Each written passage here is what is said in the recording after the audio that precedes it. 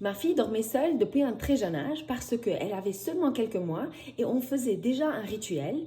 À la fin, la dernière action qu'on faisait, c'était la mettre au lit, chanter une chanson et puis sortir de la chambre. Là-bas, elle regardait autour d'elle, elle chantait un peu, elle parlait toute seule, elle jouait au lit et puis elle dormait quand elle était prête. Quand elle a eu 2 ans et demi, tout ça a changé. Elle commençait à pleurer lorsqu'on sortait de la chambre. Elle avait toujours besoin de quelqu'un près d'elle.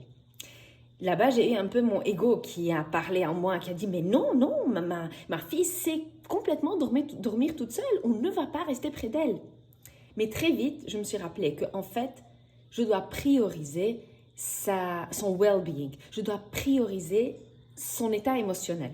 Elle ne se sent pas en sécurité, on doit être avec elle. Et on est resté avec elle chaque soir. 1 an après, cette semaine, elle est en train de nous demander de sortir de sa chambre. Elle ne veut plus qu'on soit avec elle. Elle se sent bien à nouveau. Elle sent qu'elle peut dormir toute seule. Et elle a surtout compris qu'à n'importe quel moment, si elle a besoin de nous, elle peut juste regarder et dire « S'il vous plaît, est-ce que vous pouvez être là?